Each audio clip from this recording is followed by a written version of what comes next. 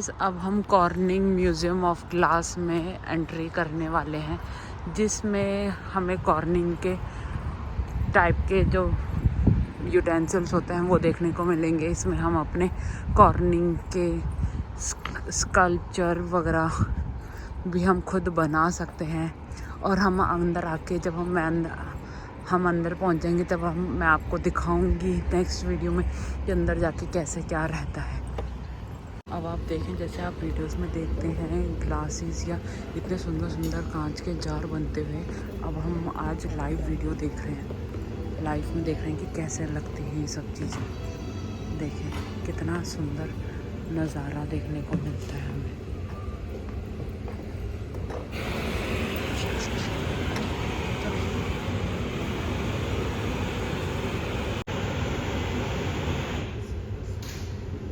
Guys आप ये देख सकते हैं, देखो नीचे कितने सुंदर सुंदर तरीके के डिज़ाइंस में कह लो बना रखे हैं। ये देखो, ये चीज़ें सोल्ड भी होती हैं। अगर आप परचेज़ करना चाहें तो आप परचेज़ कर सकते हैं।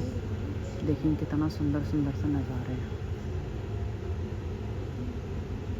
यहाँ पे, कितने सुंदर सुंदर से, कितने अच्छी तरीके से यहाँ पे ये चीज़ें बनाई जाती हैं। यहाँ का टेम्परेचर कितना ज़्यादा हाई होता है तब जाके ये ग्लास मेल्ट होकर सुंदर सा एक डिज़ाइन बनाते हैं।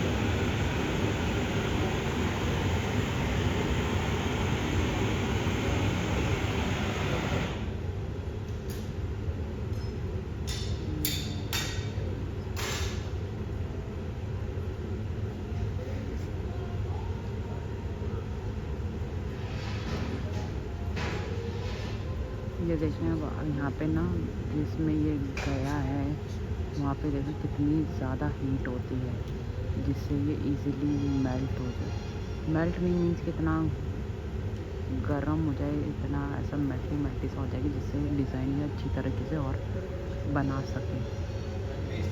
इतना अच्छा लगता है ये सब चीज़।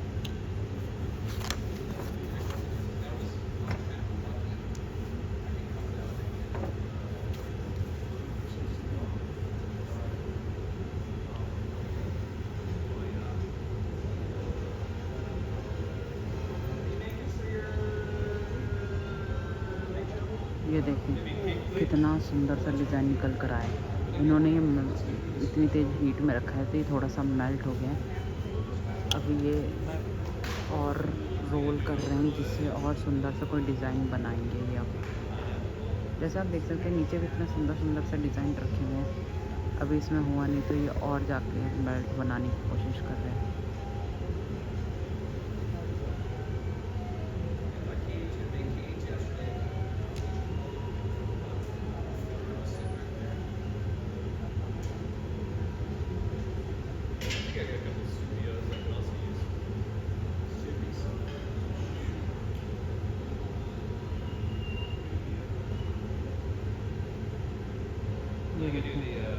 This is the hot glass team, 25 years established in 1997, Corning in New York।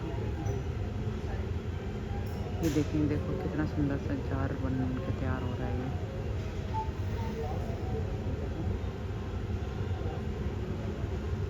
कितने सुंदर सुंदर से डिज़ाइन है। इसमें लोग हल्का हल्का सा ग्लिटर भी लगा सकते हैं कि जिससे और शाइनिंग उभर कर आए।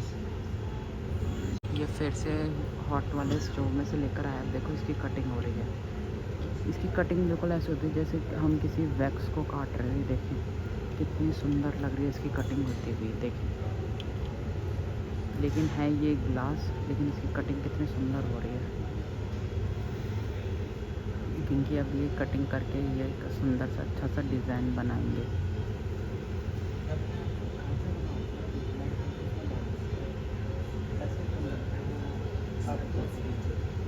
ये देखें ये सारे के सारे खांचे टाइप में बने हुए हैं, जिसमें आप इसमें भी रख के आप बना सकते हैं। ये जो यहाँ पे हैं ये खांचे हैं, जिसमें आप करके डिज़ाइन इतना इजीली आप बना सकते हैं। ये देखिए ये कटिंग हो रही है इसकी। देखिए कितनी सुंदर कटिंग हो रही है। बना रहा है ये वाला जार। ये देखें, ये इस टाइप का जार बना रहा है ये इंसान।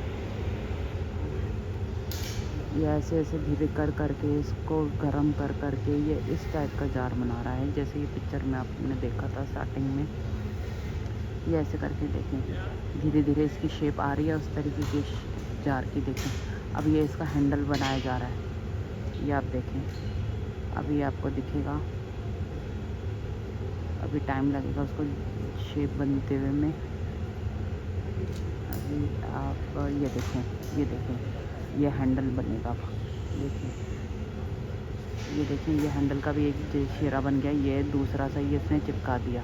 देखें अभी उसकी शेप दे दी, अब ये बन गया इसका हैंडल। ये बन गया है जार, जैसे ऊपर दिखाया था ना, ये बिल्कुल वैसा जार बन रहा है। देखें कितना सुंदर है। अब इसको दोबारा गर्म कर रहा है ताकि इसकी अच्छी सी शेप आ जाए।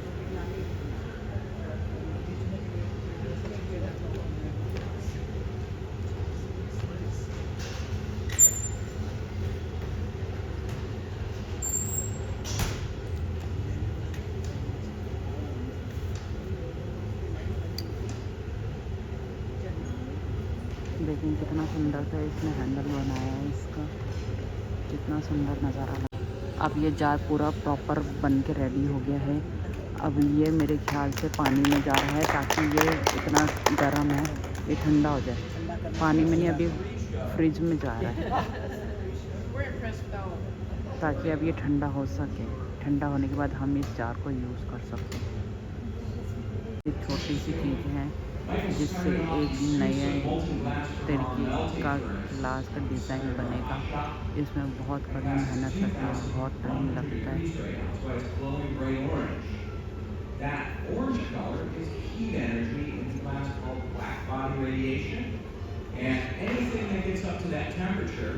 देखो ये एक मार्केट से करा जा रहा है, ब्लो करा जा रहा है। As they heat up and gain heat energy, they start to glow, just like glass. As it drops in temperature, it's going to cool down. You're going to see that it's actually clear glass. So Michael just blew air into the pipe and trapped it with his thumb, and as the heat caused the air to expand and push out into the soft glass, he formed a hollow bubble on the end of that iron. So it's a hollow tube. That's our primary handling tool for the glass. It's called a blow pipe. Now, Michael is going to make a vase. He's drawn one up on the whiteboard. It's a cylindrical vase, Art Nouveau style with some handles. It's a flower vase, and he wants it to hold, long stem flowers like roses or something. He's going to need more glass. He can make a tiny vase or wine glass cup, something like that without a lot of glass. So he'll let that glass cool down a little bit. By cool, I mean about 1200 degrees. That means the glass is as hard as it is when it's cool to room temperature. That temperature, you can go back in the furnace and scoop out another layer confidently without worrying about that bubble melting back in. Inside of our melting furnace is a clay crucible. It holds about 1,000 pounds of molten glass. And this is what it looks like when we gather the glass. That's what Michael's doing. That's an animation. We can't put a camera inside there because we're melting glass with the fall of the window.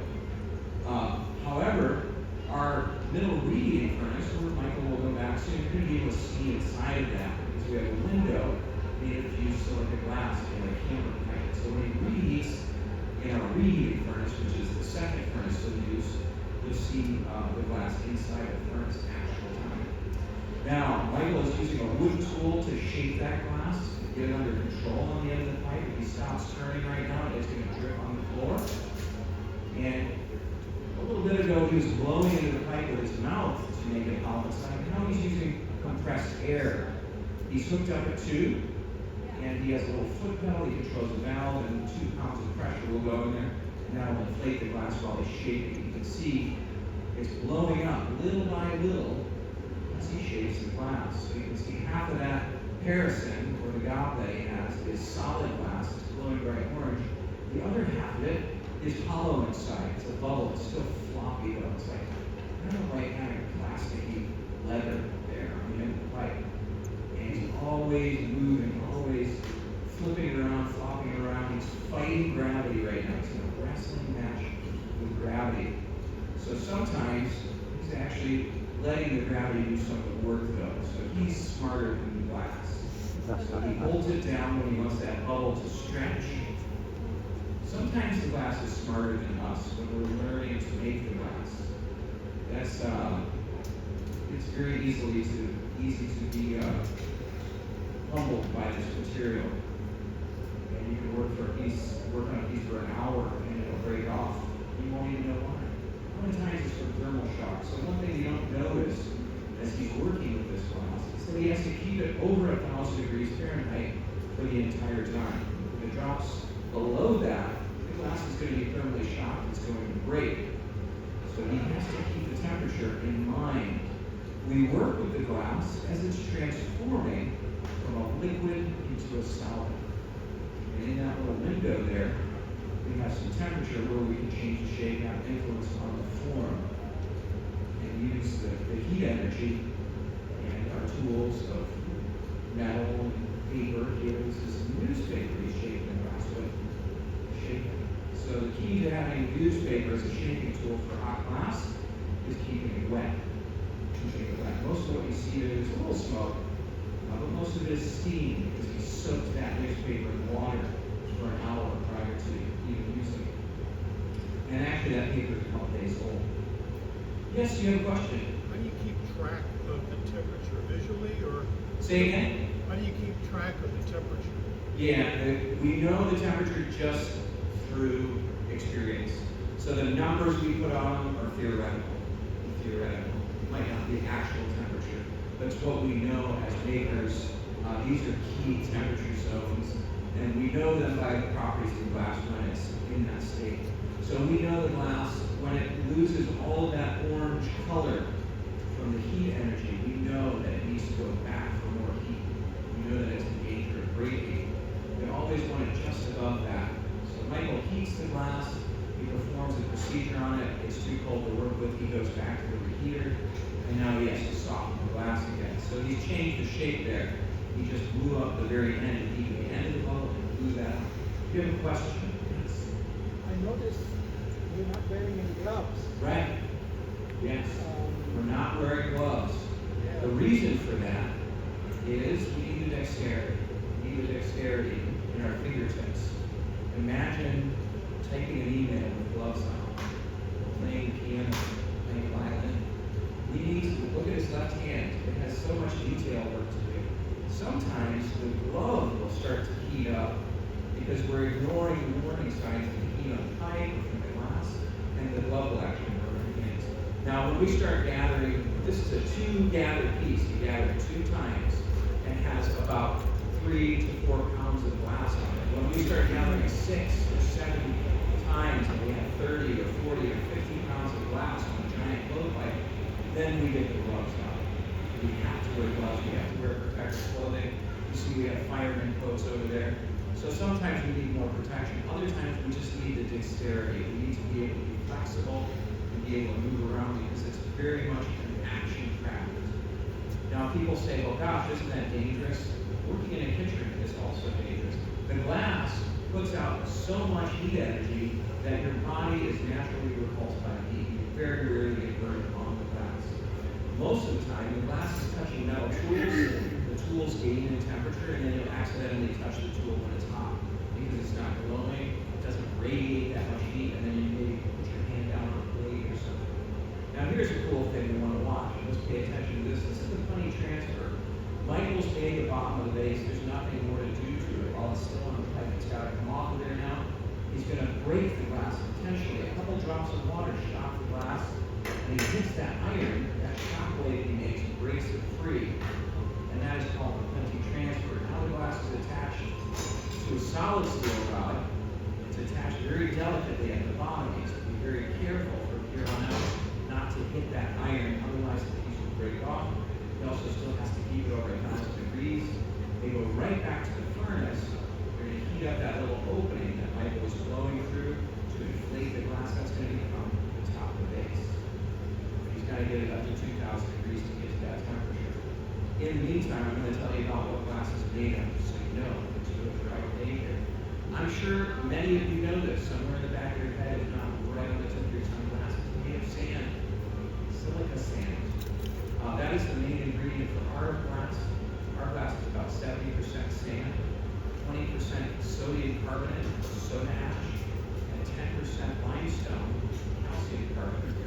Those three ingredients are mixed together in a powdered state, and it becomes glass at 2,350 degrees Fahrenheit. It'll sit there for about 5 hours. It melts into a liquid, and then we can work with. That's a clear glass. As long as you have very pure sand, you get clear glass. If you want to add colors to it, you have to add metals. So metals like iron. Iron makes green glass. Silver makes yellow glass. Gold makes pink and ruby glass. So different metals. Manganese makes purple. Who's heard of cobalt blue glass? Anybody here? Yeah, who loves cobalt blue glass? I love cobalt blue glass. Do you know what makes cobalt blue glass? Can you guess? Well, cobalt. Cobalt's a metal. And it's put into a metal salt, and you put it in glass, and it makes that beautiful blue. All right, let's get back to Michael. I think we missed a step. He trimmed the glass.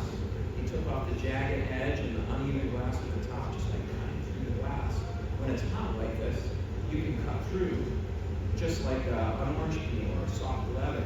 But as you work, it stiffens up and you can work very quickly. You don't want to break the glass. All right, in his design, he's got a couple little fancy handles there. I think Claire is getting ready to shape those. Is that what's happening, or is this a wrap? Wrap? Okay. Handles, okay. So Michael used a tool called the Soffietta there. You saw him plug that cone-shaped end into the bubble, and he's able to blow the glass, even though it's not attached to a blowpipe. So it's like a silvery blowpipe that we can use all the pieces on the punty. All right, so Michael has the base, refined. Here's the Soffietta again. Here comes the little handles.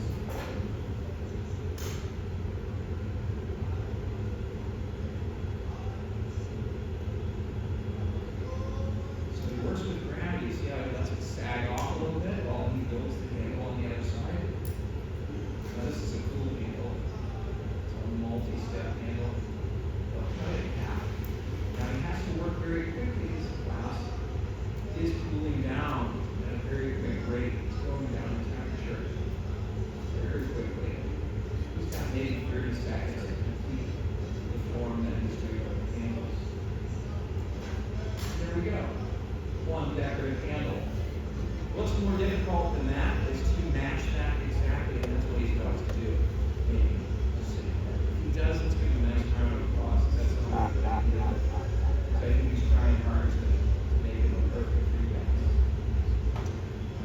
All right, so Claire's helping out. She's gathering glass out of her melter. She handles it just the same as Michael did. If she stopped turning right now, guess what? That glass would just drip to the floor.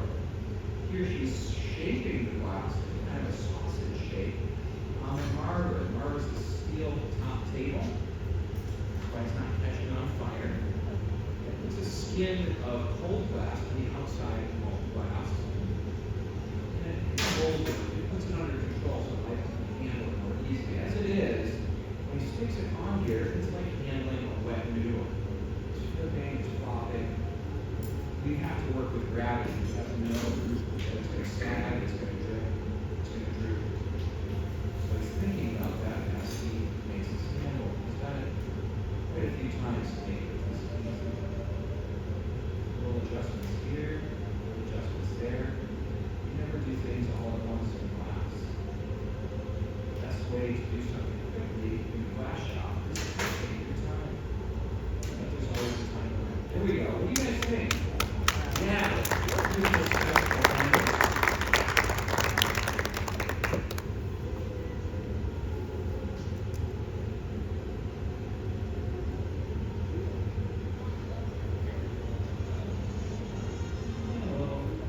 Adjustments here on the form. And the final steps will be to break it off the finishing product. The same way as we broke it off the blowpipe. A couple drops of water in the bucket behind Michael. You pick it up with the tweezers and run off the tweezers. Where the Conti is connected to the bottom, it's going to cause little micro fissures in the thermal shock. And as those fissures are forming, like it hits that iron at just the right time, it'll send those cracks all the way through, pop off, and leave a little scar on the bottom. That's called a Conti scar. On antique glass or glass that's handmade, you often can see a little scar on the bottom. Sometimes it's ground and polished away, but there'll be an indication that something was connected there. It's almost like a belly button.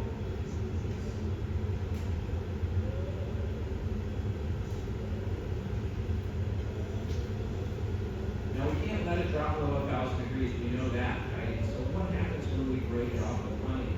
We're not going to be able to sit it out in the open air.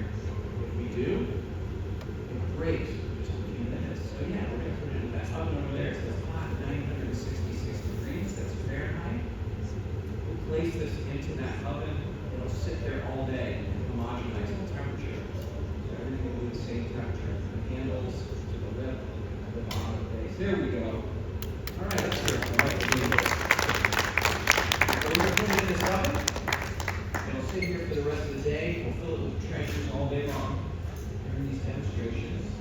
At the end of the day, we'll shut the oven down.